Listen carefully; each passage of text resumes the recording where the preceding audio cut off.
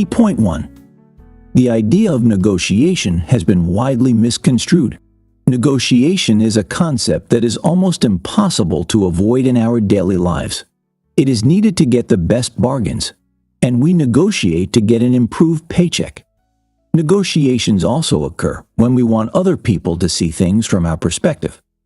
Although we have engaged in the art of negotiating since we were kids, very few have discovered the right strategy to ensure that negotiations generate wise agreements. A wise agreement is an agreement that benefits the interests of each party to any extent possible. This will solve conflicts in a fair way, ensuring that the interests of the community are taken into account. Of course, it's often the case that people with a problem such as this rarely reach a fair agreement and the argument continues. Therefore, it's vital that we look carefully at any issues that could lead to unfair or uneven negotiations. The best time for handling people problems is before they become people problems. Ram Dass. More so, there is a lingering misconception that effective negotiators are those who know how to stall until the opposing party tires and gives in. In addition to this, many assume that in order to get your own way, you need to push your own opinions firmly.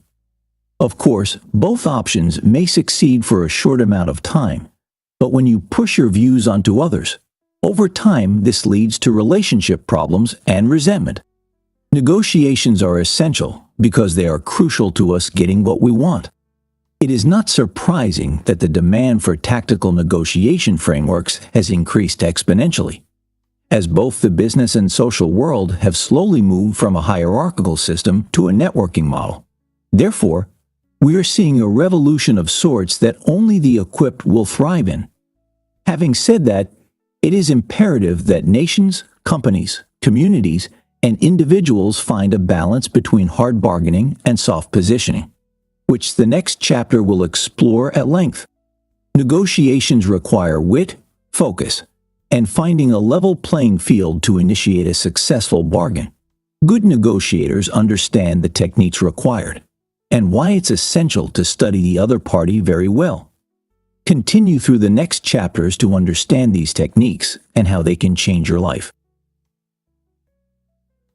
Key point 2. Selling ideas without hard and soft bargaining.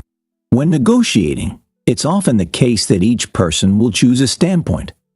Then they will put forward their case, aiming to push the other person into agreeing with them or abandoning their view. This strategy often causes people to act in extreme ways to try and gain the upper hand. A good example of this is when customers and retailers negotiate a price. It's possible that the seller could give a price that is far over and above the actual cost value. So, they could say $100 when the product actually only costs $40. But the buyer could choose to bid at $30. Both the seller and the customer have chosen their position. A seller chooses the higher price because they assume that in the end, the customer will pay a price that still gives them a profit. In effect, they're tricking the customer into paying a higher price than the product is worth, possibly around $60. The issue here is that when negotiating, it's easy to become blind to what the other person is actually trying to achieve. You're seeing common ground that isn't real, and that could lead to a disadvantage for you. Yet another problem with negotiations such as this is that it's often that both people look at different ways to put their position forward. Hard bargaining often fails, including threats or being overly pushy, but they could opt for a position of soft bargaining. In most cases, this means they're likely to reach an agreement without creating tension. Arguing from the opposite position is not the best framework for reaching a beneficial agreement. Soft negotiations shy away from touching on the best available options, since compromise is the goal, even though the agreement is partial or biased. Hard personal negotiations, on the hand, do not mind if hearts are broken, blood is spilled, or bridges are burnt, so long the resolution aligns with the position of the negotiator. A more viable form of negotiation is principled negotiation, the fine line between hard and soft negotiation. This type of framework separates the argument from the people It looks for the options that mutually appeal to both parties. It does not obsess about positions, and it is open to reason. Did you know? Research by Lakshmi Balachandra reveals that dining together during negotiations, as studied in a group of 132 MBA students, can significantly enhance the profitability of the outcomes. This suggests that shared meals contribute to more effective discussions and mutual benefits. Key point 3. A better negotiation strategy is to attack the problem, not the person. The principal negotiation only works when a negotiator chooses to see beyond their emotions and beliefs. You have to realize that negotiations are useless if you are not open-minded.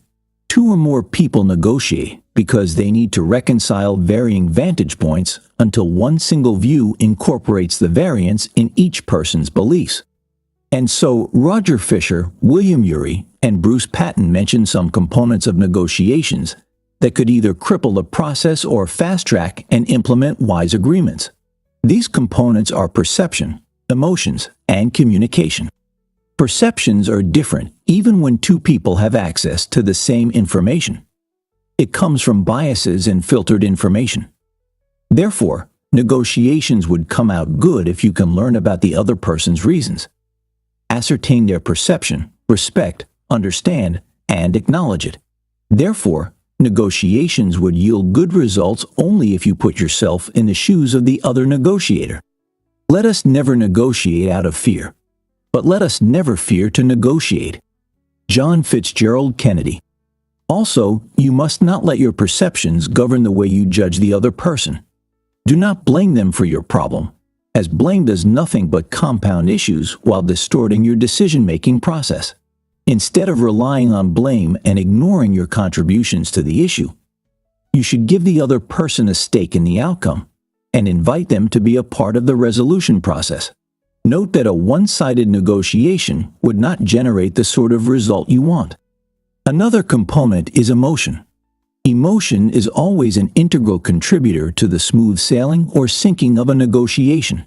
In light of this, you must identify the role of emotions in the problem. Check that an attack on your identity is not creating a weakness. Ensure that your anger is not controlling your true emotions. Allow the other party to express their emotions. This leads to a better understanding of the situation. There are chances that emotions will uncontrollably come sprawling to the surface. When this happens, allow it to play out, and do not react to these outbursts. Communication, which is another component, is the bedrock of agreements. The more each side of the divide understands the other, the more the likelihood of finding a viable solution. To communicate effectively, you should listen attentively to the other person's arguments and acknowledge them. When it is your turn to state your case, make sure that your arguments are clear and concise. Also, ensure that you make known that your arguments are based on your perceptions, which projects a feeling that you are not trying to impose your thoughts on the other person. Key point 4. Advanced negotiations. Reveal interests. Express concerns. Positional negotiation is a flawed framework since it focuses on the position of the negotiators and not the motives. There is no way you would resolve a dispute or find common ground if you do not consider your interests and those of the other person. For instance, two negotiating individuals could take opposing stands and share the same interests. An individual can also agree with your position and yet have different interests. As such, you must always ask the whys motivating the other person's position. Also, ask the why not that is stopping him from reaching an agreement. And have it at the back of your mind that positions are often spurred by multiple interests. In other words, they do not reflect the complexity of the factors that trigger them. Note that the most compelling concerns are basic human needs like security, acceptance, economic well-being, recognition, and autonomy.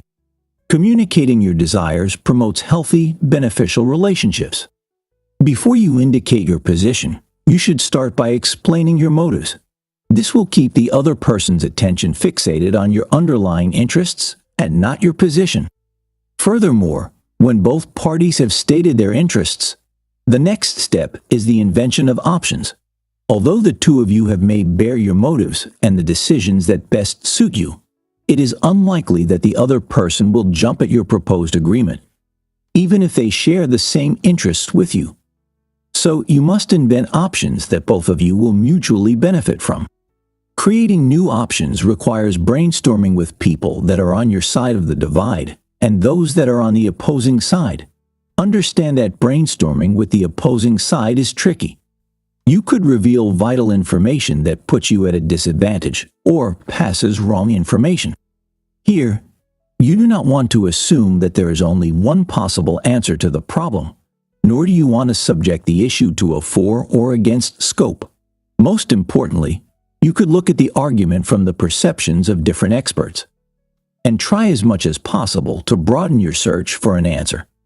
More importantly, do not limit yourself to the obvious things that present themselves as viable solutions. You will only avoid this pitfall if you invite the other person to have input in the decision-making process. Although it is difficult to drive home your points without utilizing threats, it is, however, more productive to explain to the other person the consequences of their position as well as yours. This brings us to the role of principles and objective criteria in decision-making. The most compelling way to present your argument is to use governing standards and criteria. You may ask the other person the standards that had informed his arguments and use these standards to remodel your argument. With this strategy, it becomes almost impossible for the other person to stay rooted in his or her position. This line of action beats the common approach where both parties flex their willpower. Key point 5. What do you do when the negotiator is more powerful? The well-crafted arguments, mentioned in the previous chapters about the effectiveness of standards, principles, and interests, become redundant when the opposing negotiator has more bargaining power. They have less to lose, and so you consciously try not to push them to abandon the negotiation, which could prove detrimental to you. However powerful or imposing the other person is, you can use diffusing tools to ensure that you do not find yourself at the mercy of his decisions. First, you could set up a bottom line, which will serve as the worst acceptable outcome. With this in place, you will have the fortitude to fight temptation and pressure to accept a mediocre offer.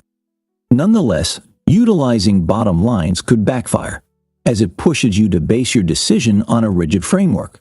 It blinds you to other opportunities or scenarios that would make your bottom line unfeasible.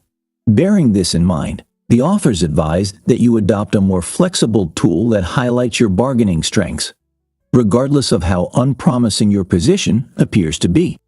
The authors Roger Fisher, William Ury, and Bruce Patton called this tool the BATNA, the best alternative to a negotiated agreement.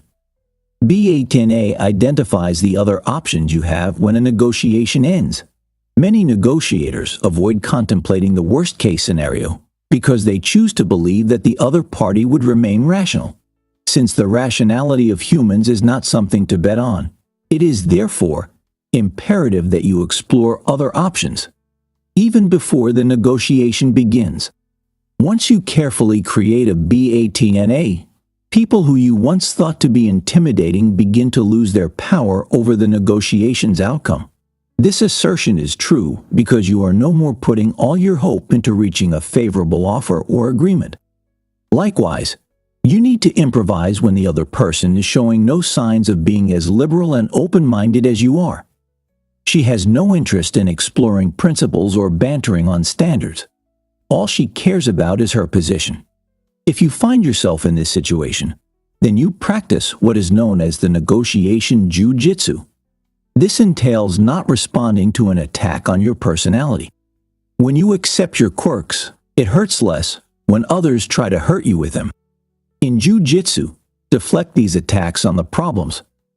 Similarly, do not attempt to attack their position. Rather, you should look beyond their apparent rigidness, analyze it, and conclude on potential interests that could fuel their hard positional bargaining. Also, it is futile to defend your ideas when the other person keeps attacking them. To counter this, you should embrace criticisms. Use them to formulate new ideas. and diffuse their hostility by asking for their advice or inputs. In this case, it is advisable to use questions in place of statements. You could also pause whenever you are under attack, so you could gather your thoughts and not act on impulses. Key point 6. Be aware of the numerous dirty tricks that negotiators utilize.